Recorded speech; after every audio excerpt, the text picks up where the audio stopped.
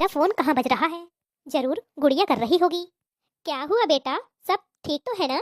बस एक बार बता दे, मुझसे रहा नहीं जा रहा है। अरे बोल ना, मेरी जान निकली जा रही है। माँ, मेरे बच्चे का विकास जितना होना चाहिए था उतना हुआ नहीं है। वो बहुत कमजोर है। मुझे भी एनीमिया हो गया है। एनीमिया? हाँ माँ, खून की कमी। अगर ऐसा ही रहा तो मेरी जजकी में बहुत रिस्क है। या तो मैं या बच्चा, किसी एक की ही जान बचेगी। डॉक्टर ने सख्त हिदायत दी है कि मुझे अपने खान पान का पूरा ध्यान रखना है। मगर आप तो मेरी सास को जानती हैं, 2 वक्त की रोटी भी चैन से खाने नहीं देती। अगर कभी भूख लगे तो कहती है ज्यादा खाएगी, शरीर फूल जाएगा, फिर नॉर्मल डिलीवरी की बजाय ऑपरेशन कराना पड़ेगा। इतना खर्चा कौन करेगा? मुझे बहुत थकान और कमजोरी महसूस होती है, मगर कभी भी मुझे आराम नहीं करने देती। कहती है हाथ पांव चलाती रहो, स्वस्थ रहोगी, वरना ऐसे तो खटिया पकड़ लोगी। तो तुम्हारी सेवा कौन करेगा? बेटा, दामाद जी से बात कर, यह रिपोर्ट दिखा और बोल तुझे खाने पीने और आराम करने की कितनी जरूरत है। माँ, राहुल जी भी अपनी माँ के कहे पर ही चलते हैं। आज्ञाकारी पुत्र जो ठहरे। माँ, जब से मैं गर्भवती हुई हूँ तब से महीने में 1-2 बार ही शहर से वापस आते हैं। और तो और सासू माँ मुझे फोन भी नहीं करने देती है। कहती है बार बार मेरे बेटे को फोन करके परेशान मत किया करो। बेचारा मेहनत करता है, तुम्हारी तरह मुफ्त की रोटियां नहीं तोड़ता। अब तुम ही बताओ माँ, मैं क्या करूँ? अच्छा, अभी तेरी सास कहाँ है? अभी सासू माँ सत्संग गई है, इसलिए तुमसे इतनी बात कर पा रही हूँ, वरना वह मुझे कहीं फोन भी नहीं करने देती है। माँ, मुझे इस नरक से वापस बुला लो। हाँ? अच्छा, तो तू मेरी पीठ पीछे अपनी माँ से मेरी चुगली कर रही है, ससुराल की बातें मायके तक पहुँचा रही है। ओए माँ, सासू माँ आप? अरे, हमने भी बच्चे पैदा किए हैं, घर परिवार संभाला है। तुम कुछ अनोखा काम नहीं कर रही, जो आराम करने के बहाने ढूंढती रहती हो। यहाँ तक कि खाने पीने में कोई कमी भी नहीं रहती है कि कुछ बाहर से लाने की जरूरत पड़े।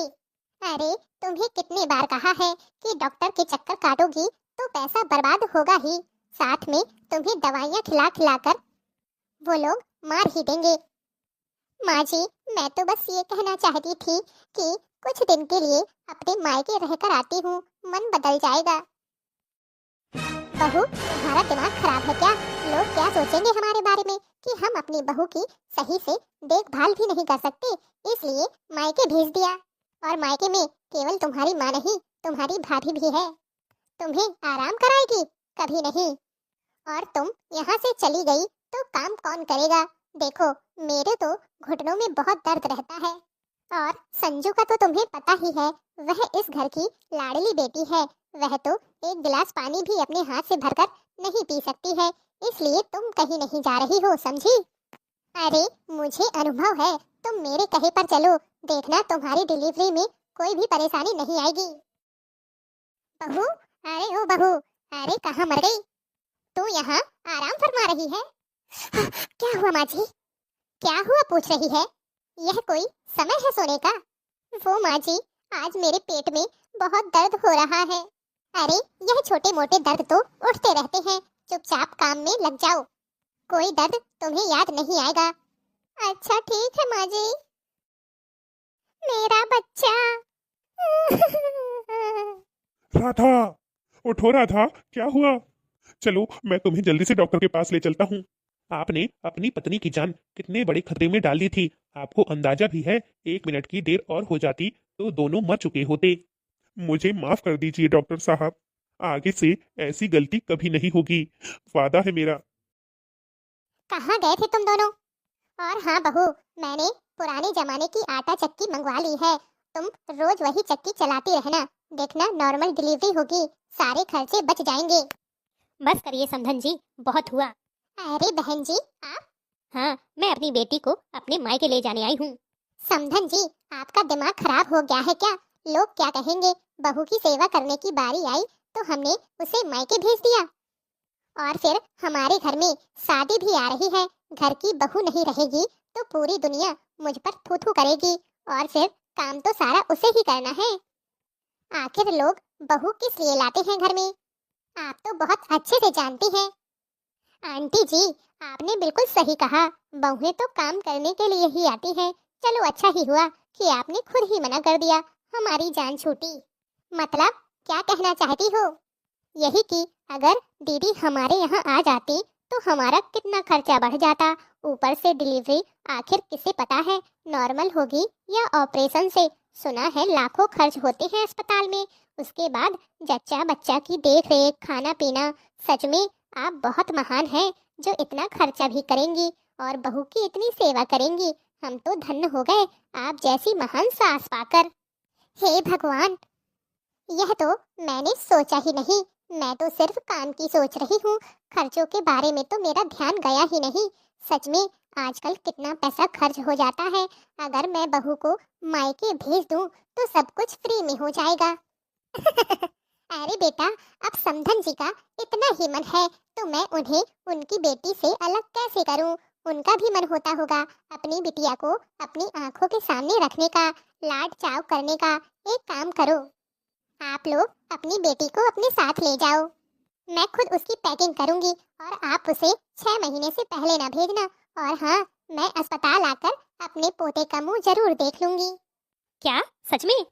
हाँ हाँ समधन जी, मैं भी आपकी भावनाओं को अच्छे से समझती हूँ। जो लोग कुटिल और लालची होते हैं, उनसे उन्हीं की भाषा में बात की जाए तो उन्हें समझ में आ जाती है। वही हुआ, जब घी सीधी उंगली से नहीं निकल रहा था, मैंने उंगली टेढ़ी कर दी।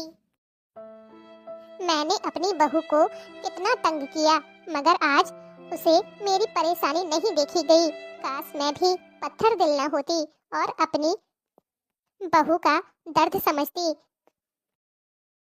बहू, मुझे माफ कर दो बेटा, मैंने तेरे साथ क्या नहीं किया, फिर भी तुमने आज मेरी तबीयत खराब होने पर मेरी सेवा की।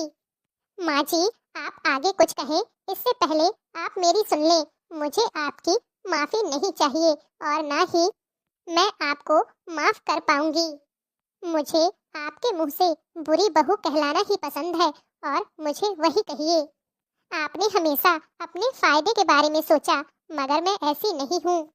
हर इंसान की मदद करना दूसरे इंसान का फर्ज है, बस मैंने अपनी इंसानियत निभाई है। चलिए माँ, बहू सुनो तो। मुबारक हो समधन जी, आपको पोता हुआ है। आप दादी बन गई और मैं नानी। क्या सच में बहन जी? अरे वाह, हम लोग अभी आते हैं। बस लल्ला बस, अब चुप भी हो जाओ, देखो तो कौन आया है। तुम्हारी दादी और तुम्हारी बुआ। हाँ लल्ला, मैं तुम्हारी छोटी बुआ हूँ। हमारे भाई नंदलाल हो, चली आना ननंदिया। हमारे भाई नंदलाल हो, चली आना ननंदिया। काठे का पलना न लाना ननंदिया, काठे का पलना न लाना ननंदिया। हमारे यहाँ चंदन का रिवाज हो, चली आना ननंदिया। हमारे यहाँ चंदन का रिवाज हो, चली आना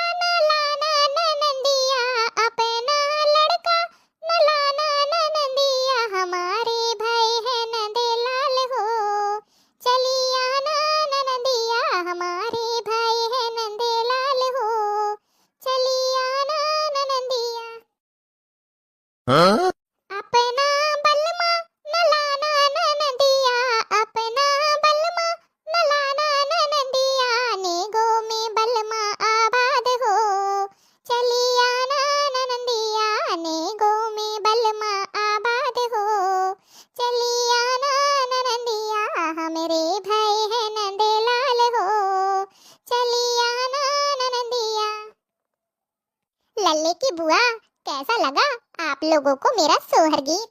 मजा आया सुनकर? दीदी, मेरा भी बहुत मन कर रहा है कि मैं भी एक सोहर गीत सुनाऊं। हाँ हाँ, सुनाइए सुनाइए। लल्ला की दादी सुनने के लिए ही तो आई है। लालन का चेहरा सुहाना लगता है, जच्चा का तो दिल दीवाना लगता है।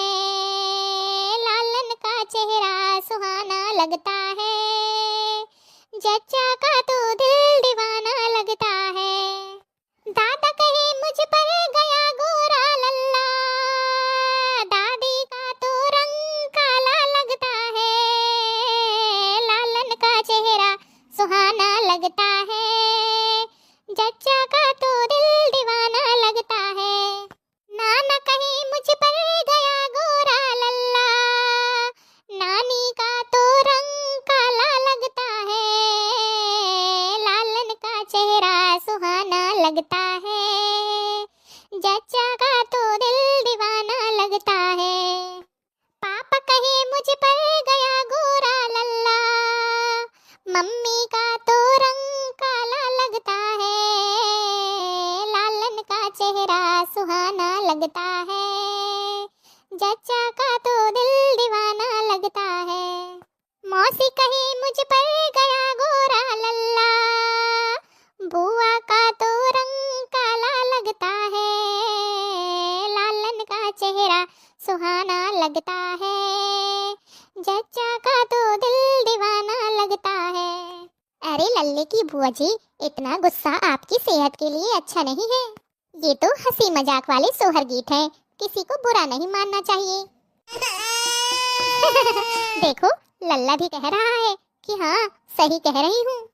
उम्मीद है आपको आज का यह वीडियो अच्छा लगा होगा।